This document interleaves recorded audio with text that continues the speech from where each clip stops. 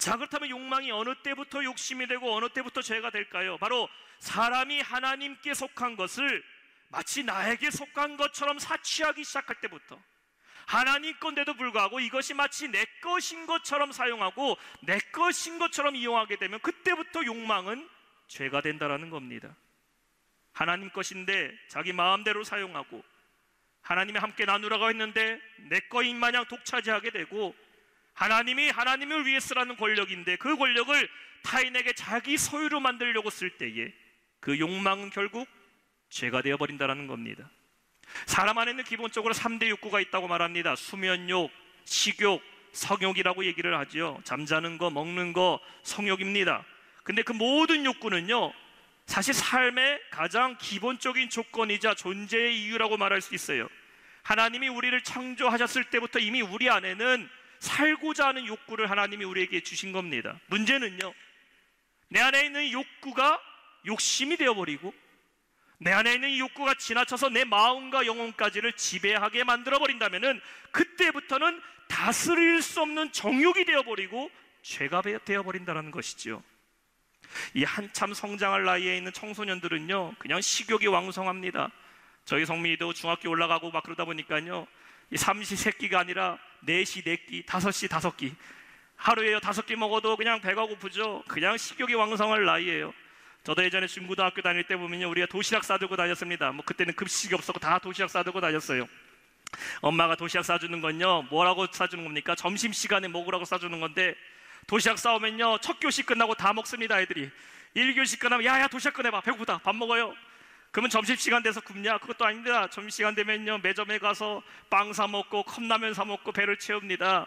집에 가게 되면 엄마한테 가서 엄마 배고프다고 밥 달라고 그러고요, 잘 시간 되었는데도 뭐 먹을 거 없냐고 냉장고를 뒤적뒤적거리는, 이 청소년기에 공부하는 학생들, 한창 성장하는 사람에게는 이 식욕이라는 게 왕성하다라는 것이죠. 근데 이 식욕이요, 나이가 30이 되고 40이 되고 50이 되고 60이 된다고 여전히 왕성합니다. 하루에 4끼 5끼 먹게 되면 어떻게 돼요? 그 몸을 결국 상하게 된다는 것입니다. 사람 안에 욕구가 3개밖에 없겠습니까? 더 있겠죠. 물질에 대한 욕망도 있죠, 명예에 대한 욕망도 있고, 지식에 대한 욕구, 배우는 거에 대한 욕망이 있는 사람들도 있어요.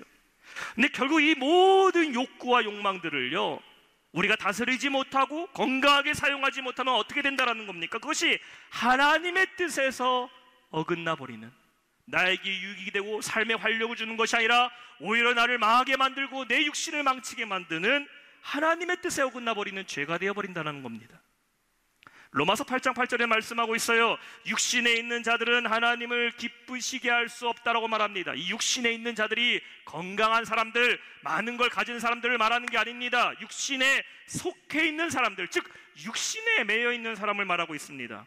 인간 안에 있는 욕망에 매여 있는 사람을 얘기하고 있지요.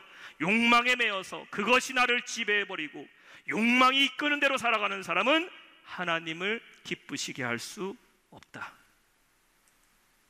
우리는 육신의 욕구, 육신의 욕망에 매여서 살아가는 사람이 아니라 그리스도의 영, 성령에 매여 살아가는 성도들 되시기를 주님의 이름으로 축원합니다. 오늘 말씀의 첫 번째는 그래서 우리의 마음을 지키라입니다. 마음을 지키라. 오늘 본문의 28절은 말씀하고 있어요. 나는 너희에게 이르노니 음욕을 품고 여자를 보는 자마다 마음에 이미 간음하였느니라. 자, 음욕을 품고라는 말은요, 헬라어 표현의 2 단어가 합성된 단어입니다. 첫 번째는 누구누구에게로란 전치사인 프로스란 단어와 그 다음에 음욕을 품다라는 에피티메오란 단어가 합쳐져 있습니다. 그래서 프로스 에피티메오, 누구누구에게로 목적을 갖고 음욕을 품다라는 겁니다. 구체적으로 번역한다면 이렇게 얘기할 수 있겠죠. 음욕을 채울 목적을 가지고 상대를 바라보는 것, 내 안의 욕망을 채우는 목적을 가지고 바라보는 것이 프로스 에피티메오, 내가 바라볼 대상을 갖고 음욕을 품는다라는 것입니다. 사실 당시에 유대인들에게 간음하지 말라란 죄는요, 신명기 5장 18절의 말씀, 하나님이 간음하지 말라 말씀했기 때문에 그냥 그들은 행위로 하는 간음, 내가 행위로 하는 간음만 안 하면은 나는 정직하다고 생각을 했습니다. 행동하지 않으면은 나는 간음한 게 아니다. 근데 예수님께서는 간음죄를 뭐라고 말씀하십니까? 내가 눈으로 바라보고 마음으로부터 품는 것에서부터 이미 간음했다. 영어 성경 보니까요, already committed adultery, already 이미 나는 commit, 이 성욕의 이 내 안의 간음의 죄에 나는 이미 already committed, 죄에 적용되고 있다는 겁니다. 여러분, 사람이 좋아하는 감정이 생기는 건요 자연스러운 겁니다. 얼굴이 이쁜 사람을 보고 아 참 이쁘다, 매력적인 사람을 보고 야 정말 매력적이네, 야 저 사람과 친해지고 싶다, 대화 나누고 싶다. 사람이 어떤 사람을 볼 때요 좋아하는 감정, 어떤 그 매력적인 감정을 느끼는 건 자연스러운 사람의 감정입니다. 젊은 남녀가 만나서요 결혼을 하게 될 때에 이성에 서로 마음이 끌리는 것, 그거는 자연적인 감정이에요. 하나님이 주시는 감정입니다. 그런데 내가 보는 것이요 음욕으로 바뀌면 안 된다는 것이에요. 내 욕망을 채우기 위해서 보기 시작하게 되면 그때부터 그것은 죄라는 것입니다. 돈도 마찬가지죠. 물질도 마찬가지입니다. 돈이 악한 겁니까? 물질이 악한 게 아닙니다. 물질로 우리는 얼마든지 하나님께 영광을 돌릴 수 있고 물질로 수많은 영혼을 전하는 복음사역에 우리는 동참할 수 있어요. 돈이 악한 게 아닙니다. 그러나 내 욕망을 채우기 위해서 돈을 보기 시작하다 보면요 이 돈으로 하여금 내가 탐욕의 죄를 짓고 있다는 것이에요. 명예도 세상의 자랑도 마찬가지입니다. 여러분, 하나님은 하나님의 자녀를 높여주시기를 원하심을 믿으시기 바랍니다. 하나님은 우리가 머리가 되기를 원하셔요. 꼬리가 되기 원치 않으십니다. 하나님은 신실한 성도를 높은 곳에 세워주십니다. 그런데 문제는 내가 높은 곳에 올라가려고 내가 높은 것만 쳐다보고 있다면요 어떻게 돼요? 내 욕심으로 올라가려면 그때부터 하나님의 뜻과 어긋난 죄를 저지르고 있다는 것이에요. 그래서 우리는 오늘 이 죄에 대한 정의를 다시 한번 생각해 볼 필요가 있습니다. 죄는 행동과 행위뿐만 아니라 죄를 행동으로 이끌어가는 이 마음으로부터 죄가 있을 수 있다는 것입니다. 예수님 오늘 말씀을 통해서 우리에게 전하시는 것이 무엇입니까? 무엇을 우리가 치유받기를 원하시는 거예요? 우리 마음속에 잠재되어 있는 그 죄라는 질병을 치유받기를 원하신다는 것이에요. 마음에서부터 병들어 있으면 그 내 마음의 질병이 육신의 병으로 이어가게 되고 이것은 우리의 영혼까지 병들어 만들어버립니다. 문제는 내 마음에 있어요. 모든 것은 그 표현에 지나지 않습니다. 행동 하나 고친다고, 내가 잠깐 참아본다고 죄성이 사라지는 게 아니에요. 우리 마음의 고침을 받아야 됩니다. 죄로 이끄는 그 마음의 죄를 회개하고 여러분의 마음을 지키는 모든 성도 되시기를 주님의 이름으로 축원합니다. 두 번째는 영혼을 지켜라입니다. 영혼을 지켜라. 29절과 30절 말씀이에요. 만일 내 오른 눈이 너를 실족하게 하거든 빼어내 버려라. 내 백체 중에 하나가 없어지고 온 몸이 지옥에 던져지지 않는 것이 유익하며, 또한 만일 내 오른손이 너를 실족하게 하거든 찍어내 버려라. 내 백체 중에 하나가 없어지고 온 몸이 지옥에 던져지지 않는 것이 유익하니. 자, 여러분, 이게 얼마나 이 무서운 말씀입니까? 오른 눈을 빼어버리래요. 죄 지면은 오른손을 잘라버리라고 하는 것, 아유, 이 생각만 해도 정말 끔찍하지 않습니까? 근데 여러분, 더 무서운 게 뭔지 아세요? 더 끔찍한 게 뭔지 아십니까? 사람이요 이렇게 육신의 불구가 된다 하더라도요 중독에 빠진 사람은 그 죄를 또 짓는다라는 것입니다. 이게 더 무서운 겁니다. 도박에 빠진 사람, 중독에서 헤어나지 못한 사람들, 세상 말로 손가락 다 끊으면은 발가락으로 화투치고 발가락으로 도박한다는 말과 같이요 사람이 육신을 상해도요 중독에서 벗어나지 못합니다. 마약에 중독된 사람들 보면은 온몸이 다 망가지고 그냥 빚쟁이가 되어버리고 가정이 다 풍지박산이 돼도요 마약 못 끊습니다. 중독이 그만큼 무섭다라는 것이에요. 우리 아이들이요 게임 중독에 빠지고 뭐 유튜브 중독에 빠지면요 부모님한테 혼날 때 뭐라 얘기합니까? 엄마 아빠 내가 절대로 이제 다시는 핸드폰 안 만진다고 그 엄마한테 맡겨요. 누가 그랬냐? 저희 아들도 그랬습니다. 근데 이틀 3일 지나고 뭐랄까 핸드폰 잠깐 주면 안 되냐고, 볼 게 있다고 다시 보고 싶어 합니다. 또다시 휴대폰 달라고 때를 써요. 한때 젊은 청년들이요 이런 거 있었습니다. 미디어 금식한다고. 미디어 금식. 여러분, 금식이면 금식이지 미디어 금식은 또 뭡니까? 일주일 동안 페이스북 안 들어가겠다고, 일주일 동안 유튜브 안 보겠다고. 다들 참여했어요. 이 미디어 금식한 청년들이요 1년 지나니까 최신 휴대폰으로 바꾸더라고요. 금식하려면요 말 그대로 폴더폰 써야 되는 거 아닙니까? 인터넷 안 되고 이 와이파이도 안 되는 폴더폰 쓰면서 내가 진짜 한번 해보겠다, 이래야지 진짜 미디어 금식이죠. 죄에 대한 중독도 마찬가지예요. 오른 눈 빼버린다고 해서 죄 안 짓습니까? 왼쪽 눈으로 죄 짓습니다. 오른손 잘라버린다고 해서 죄 안 짓습니까? 왼손으로 죄 져요. 여전히 죄의 중독에서 벗어날 수 없다는 것을 우리 예수님은 너무나 잘 알고 있습니다. 왜냐하면 육신은요, 죄를 컨트롤할 수 없기 때문입니다. 내가 죄 안 짓는다고 두 발을 꽉 묶고 손을 묶고 있다고 죄 안 짓습니까? 아닙니다. 이미 마음으로부터 죄를 짓는다고 말씀하지 않았습니까? 그렇다면 오늘 본문의 말씀은 무엇을 얘기하는 겁니까? 우리의 몸을 불구로 만들면서까지 죄를 짓지 말라는 것이 아닙니다. 가장 중요한 것은 너의 영혼이 지옥에 들어가지 않도록 그냥 내버려 두지 말라는 것이에요.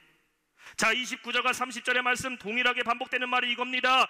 백체 중에 하나가 없어지고 온몸이 지옥에 던져지지 않는 것이 유익하다라는 거예요. 무슨 말입니까? 육신이 불구가 되더라도 영혼만큼은 지옥에 가면 안 된다는 것입니다. 육신의 힘으로는 죄를 이길 수가 없어요. 내가 자부한다고 자신한다고 사탄이 틈새마다 들어오는 그 사탄의 유혹을 어떻게 의지로 이길 수 있습니까? 로마의 성 프란체스코는요, 가톨릭의 위대한 성인이라고 말합니다. 예수님을 가장 이 시대에 닮으려고 했던 사람의 대표적인 인물은 이 성 프란체스코라고 말을 해요. 로마의 아시시에 가면요, 이 프란체스코 수도원이 있습니다. 근데 이 수도원 뒷마당에는요, 장미꽃 나무가 있는데 신기하게도 장미꽃엔 다 가시가 있지 않습니까? 근데 이 성 프란체스코 수도원에 가면요, 가시가 없는 장미꽃 덤불이 있다고 합니다. 이게 어찌된 일이냐 알아봤더니요, 이 성 프란체스코 수도사로 있을 때 그는 시시때때로 기도할 때마다 자신의 마음 가운데 생각 가운데 들어오는 그 정욕의 유혹을 도저히 이길 수가 없었다고 합니다. 혼자 골방에 있어도 죄의 유혹이 찾아오고, 혼자 무릎 꿇고 기도할 때도 자꾸 죄의 유혹들이, 정욕의 유혹들이 자기 안에 찾아왔다라는 것이에요. 그래서 그는 이 정욕을 이기기 위해서 발가벗은 몸으로 이 가시덤불의 장미꽃 정원을 뒹굴었다고 합니다. 온몸에 가시가 다 찔리면서 다 피가 되고 망신차이가 되었기 때문에요, 이 성 프란체스코 수도원 뒷마당에는 가시가 없는 장미꽃 덤불이 자라고 있다는 그런 전설이 있습니다. 믿거나 말거나. 근데 실제로 사진에 보니까요, 있더라고요. 가보지 못했어요. 근데 이 예화를 통해서 이 성 프란체스코의 죄에 대한 몸부림을 통해서 우리가 무엇을 깨닫게 됩니까? 그는 정욕을 이기기 위해서 가시 위에 뒹굴면서까지 그와 싸웠다라는 겁니다. 가시 위에 내가 뒹굴어도요, 여전히 시간이 지나가면 죄의 유혹은 찾아왔겠죠. 무슨 말입니까? 육신으로는 이길 수 없어요. 근데 왜 여러분 죄로부터 참아야 되고, 왜 여러분 죄로부터 견디고 이겨야 됩니까? 우리의 영혼을 지키기 위해서라는 거예요. 따라합시다. 내 영혼을 지킵시다. 영혼을 지켜야 되기 때문에 죄와 싸우라는 겁니다. 영혼을 지켜야 되기 때문에. 육신은 사람이 죽으면 사라집니다. 없어져 버려요. 성 프란체스코도 육신은 사라졌어요. 그러나 영혼은 그렇지 않아요. 영혼은 죽지 않아요. 영혼은 영원히 사라진다고 해도 사라질 수가 없습니다. 히브리서 9장 27절을 말씀하고 있어요. 한 번 죽는 것은 사람에게 정해진 것이요, 그 후에는 심판이 있다고 말합니다. 죽는 것은 정해져 있어요. 심판도 정해져 있다는 겁니다.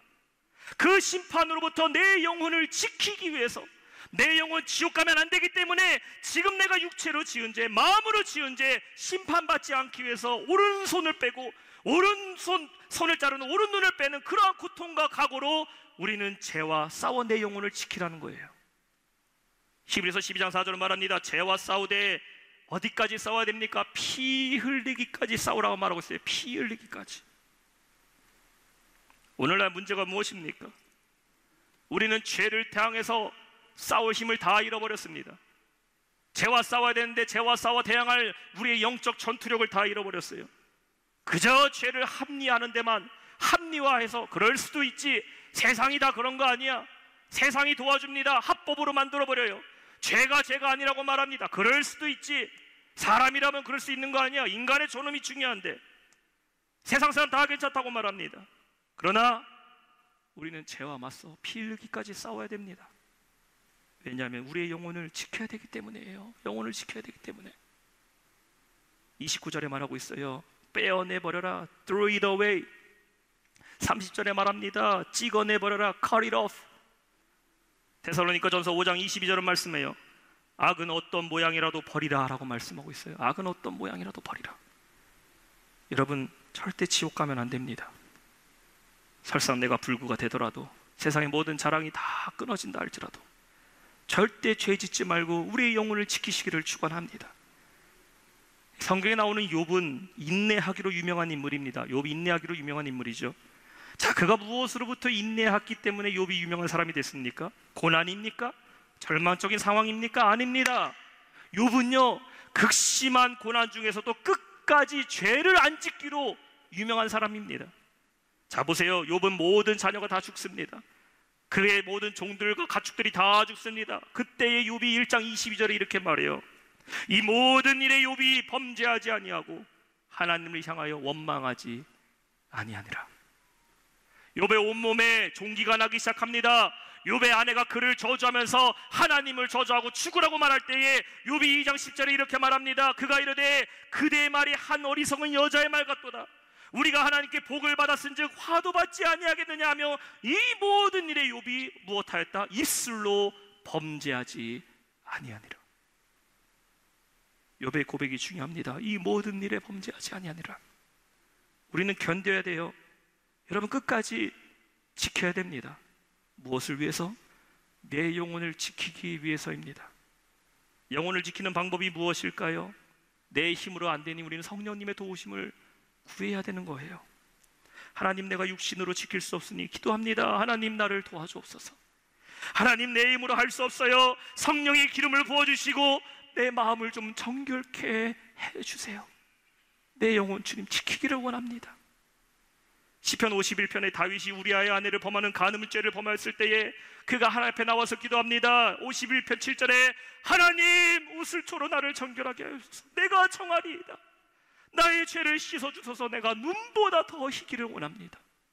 11절에 고백합니다. 나를 주님 앞에 쫓아내지 마시며 주의 성령을 내 안에서 거두지 마옵소서. 주의 구원의 즐거움을 내게 회복시켜 주시고 자원하는 심령을 내게 주사 나를 붙드소서. 나를 붙드소서. 육신보다 지켜야 하는 것, 여러분, 영혼이 훨씬 더 소중해요.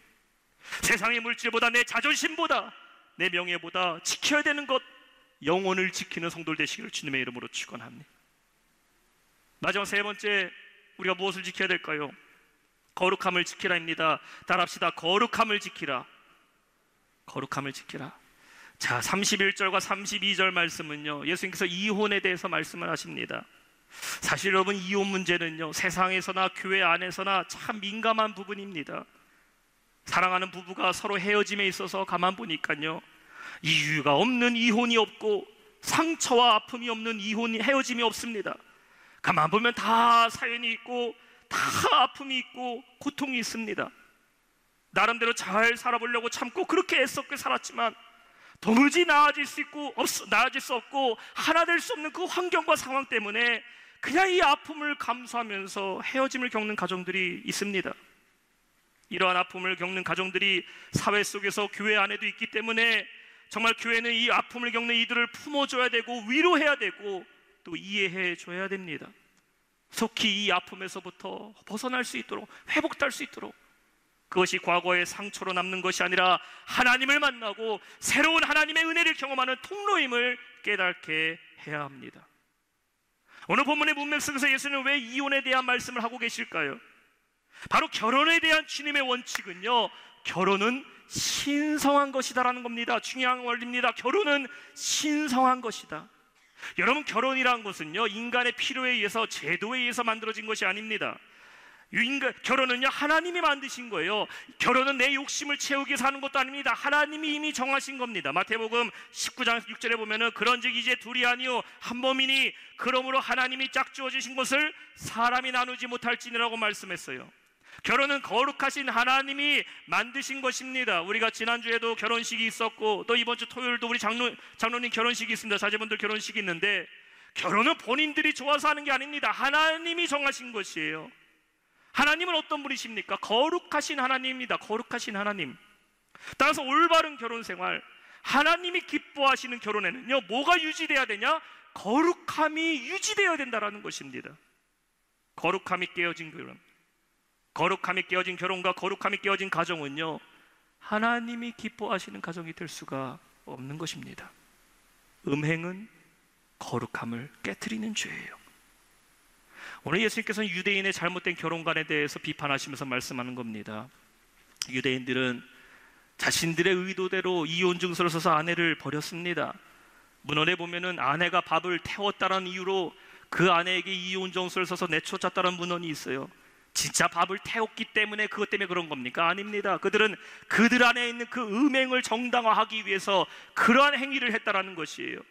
주님은 지금 그러한 행위에 대해서 이혼이 옳다, 이혼이 틀리다는 걸 말하는 것이 아니라 하나님의 원칙을 말하는 겁니다. 결혼은 거룩한 것이다. 하나님은 거룩한 분이시기 때문에.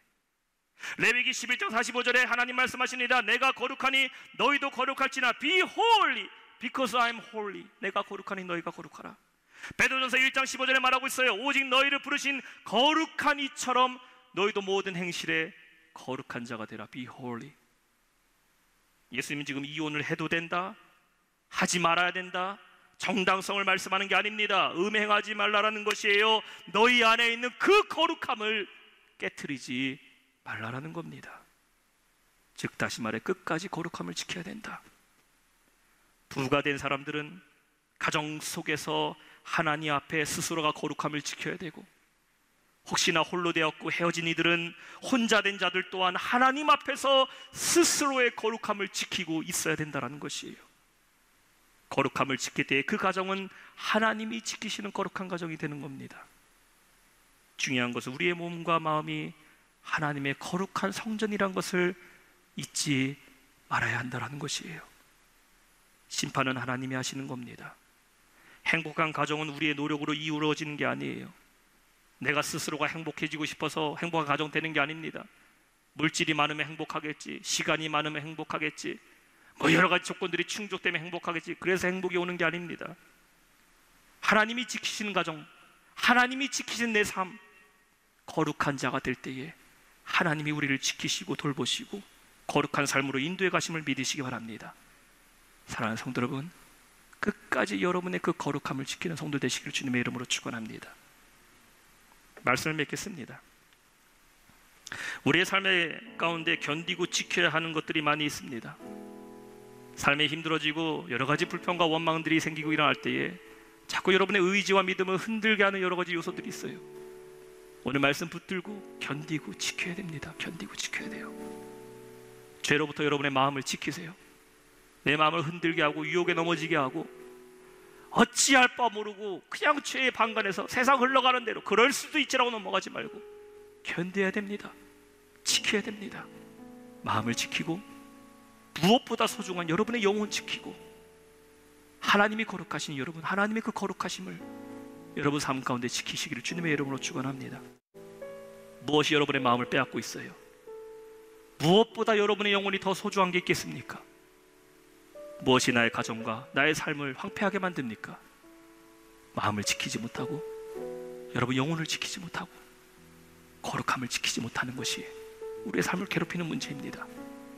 오늘 예수님이 산상에서 말씀하셨어요. 너희 필요한 거 다 알아. 고통받는 거 다 알아. 지금 문제 해결해야 될 그 질병 있는 거 다 알아. 그러나 마음부터 고쳐야지. 이런 것들보다 네 영혼을 살려야지. 그리고 거룩함 지켜야지. 이 주님의 음성을 내 마음에 새기고 끝까지 견디고 지키고 살아가시는 우리 모두 영락의 성도 되시길 주님의 이름으로 축원합니다.